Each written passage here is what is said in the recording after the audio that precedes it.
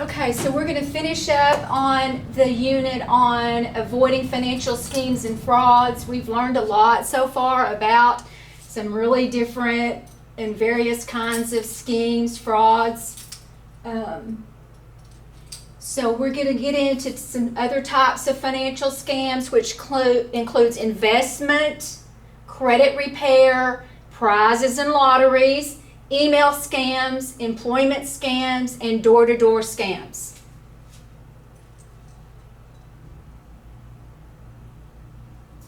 Okay, so investment scamming can come via a phone call. So someone can call you on the phone, they can email you, or they can use social media.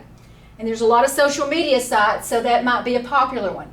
But however they do it, the money invested goes straight into the scammer's bank account and not towards any real investment. So they're trying to get you via the email, phone call, social media to invest, promising you great returns, but what happens is the money just goes directly to them and it's never invested. So the investment scamming can be in three types. The investment offer does not exist. Investment offer exists, but the money is given to the scammer is not going towards the investment. The scammer claims to be representing a well-known investment company, but they are lying. So either they can say, okay, they're going to ask you to invest in something when it's really not a real investment. They're asking you to invest in ABC company, we've got all these profits, all these people are earning money, blah, blah, blah, when in reality, it's not investment at all. Or they could offer you to invest in an existing company that is doing well, but they're going to take the money and not invest it in that firm or that company. Or they could claim to be representing a well-known company, and in reality, they don't even work for that company, and they're going to take your money as well. So three different types. Then we have credit repair scams. These type scams promise to repair your credit. And I'm going to tell you, if you have bad credit, the only way to repair it is to work towards getting it better over time. It is a slow process. You can get bad credit and you can get your credit score low quickly by not paying your bills on time, not paying your bills at all. But and you can do that quickly, but it takes a long time to repair that after you've gotten into poor credit. So anybody that promises to repair your credit quickly, it's a scam because it cannot be done. It takes time. So they're just not legitimate ways to improve bad credit. It can result in individuals lying about their credit history, social security number, getting a false employer identification number from the IRS. So they're not going to give you they're going to take your money and not do anything, or they're going to offer you some illegal ways to improve your credit. So you don't want to do either. So anytime someone says, I'm going to repair your credit so that you can start borrowing money, buying things, getting better interest rates, it's a scam. The only way to repair your credit, it's time consuming. You have to do it yourself by starting to pay your bills on time, call your creditors, getting them to maybe have some mercy on you, things like that. And then prizes and lotteries are scams which proclaim you have won a prize or lottery you do not remember entering. Ask either for money to be paid or personal information in order for you to receive your prize. Play off of a publisher's clearinghouse prizes or internet pop-ups and banners. So there's several different ways that they can scam you in this way. They're offering you, you've won a whole lot of money, but in order to claim your prize money, you have to send a little bit of the money in to this company. So anytime they ask for money up front, red flag. If you've won something, they just need to send it to you.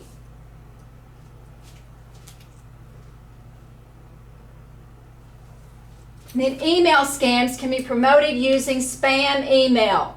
So these are fraudulent emails sent to they send it out to all kinds of people. They often transmit computer viruses or worms. So these are the emails where there's a link and it wants you to click on this link, and you have maybe won something, or it's from somebody that you know, and it says click on this link. Never click on that link, because that is trying to transmit computer viruses or worms, and that way they can somehow get into your bank account or credit card company needing some personal information.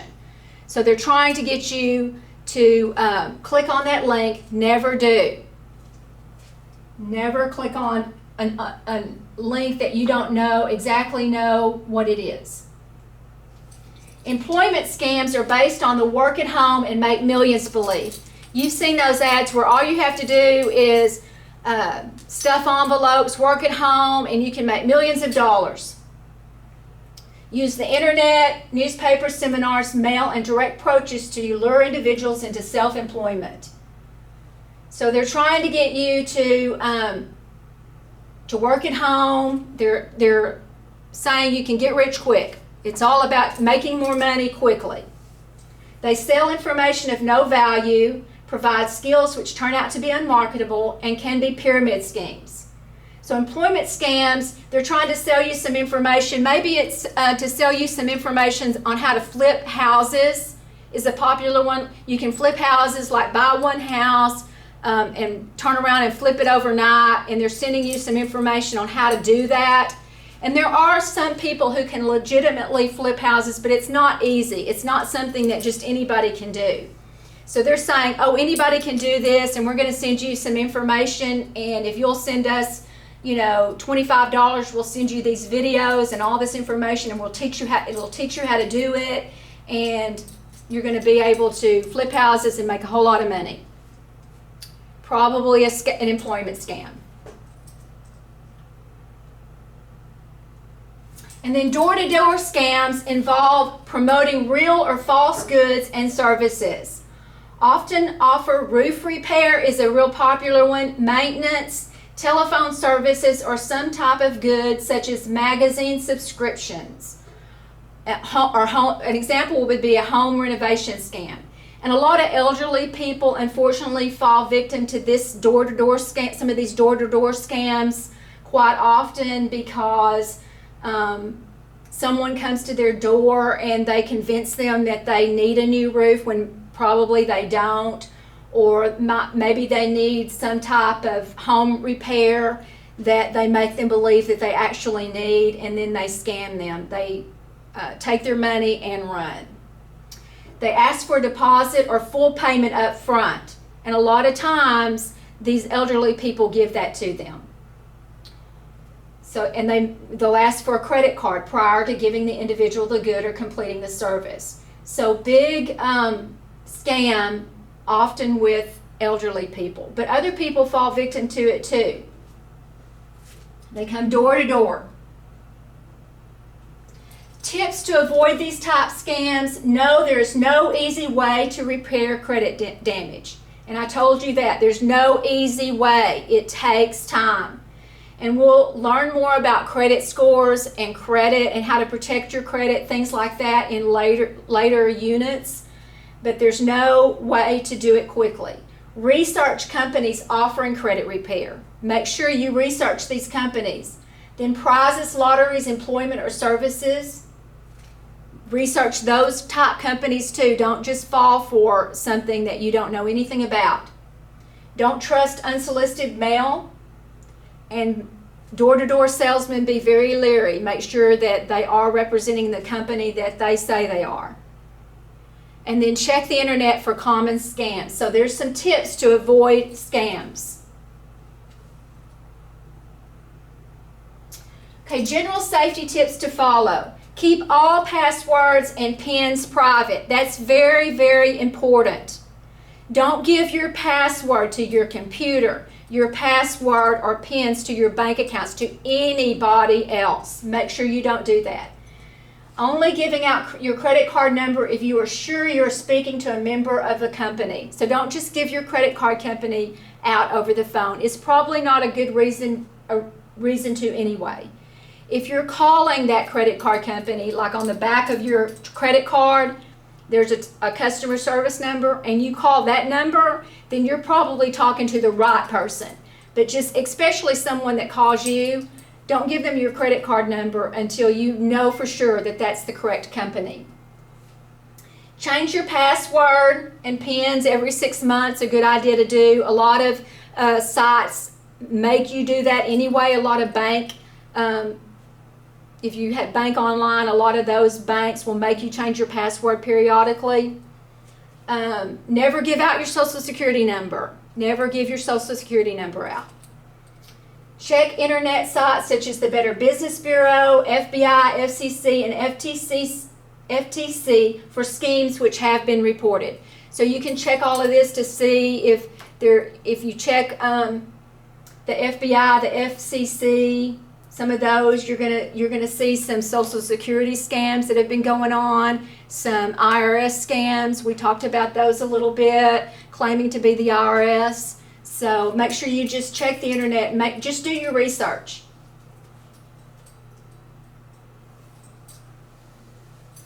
Financial schemes, frauds, and scams.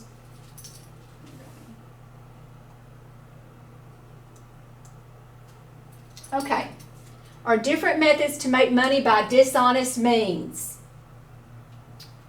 They're considered crimes of persuasion. They're persuading you to do something, usually by the idea of getting rich quick or making money or repairing your credit, things like that. Cost thousands of individuals millions and millions of dollars each year.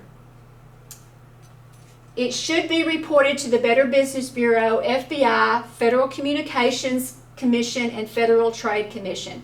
So if you are approached by and tried to be lured into any of these scams, then you need to report it to the proper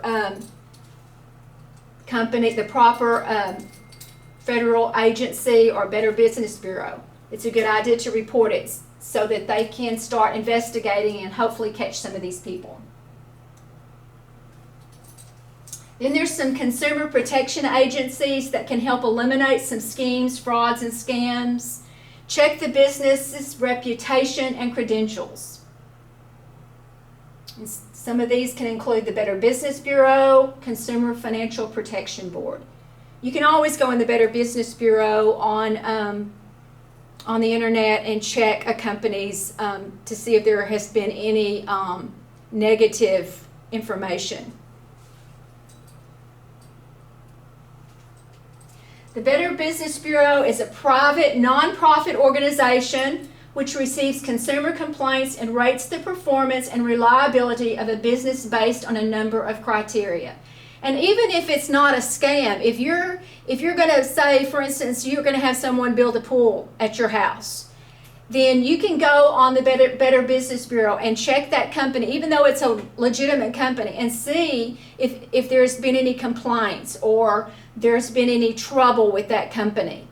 So it's always, when you go into business with somebody or you have someone that's going to do work at your house, a contractor company, anything like that, it's a good idea to check the Better Business Bureau to make sure that they don't have any bad information out there. It promotes ethical business practices, which leads to buyers and sellers operating under a common understanding of trust. So a good idea to always check the Better Business Bureau. It's free, it's nonprofit, so they're doing a good work protecting society. And then the Consumer Financial Protection Board is a United States government agency which supervises and verifies banks, lenders, and other financial companies, credit reporting agencies, and debt collection companies. So this is an agency which supervises and verifies some government entities like financial companies, banks. It treats consumers fairly, helps customers by providing educational materials and accepting complaints.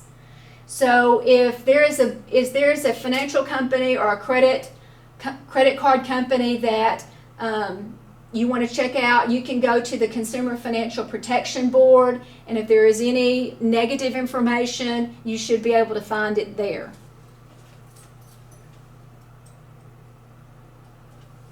Consumer protection agencies can be found online. You can, if you want to, if you're not happy with something that you feel like you've been wronged by a credit card company or a bank or anything like that, you can go online and submit a complaint. You can report identity theft on some of these. You can add a number to the Do Not Call registry if you don't want telemarketers to call you. You can read tips and advice on how to stop identity theft. And you can research questionable services, businesses, or people who may have a history with identity theft.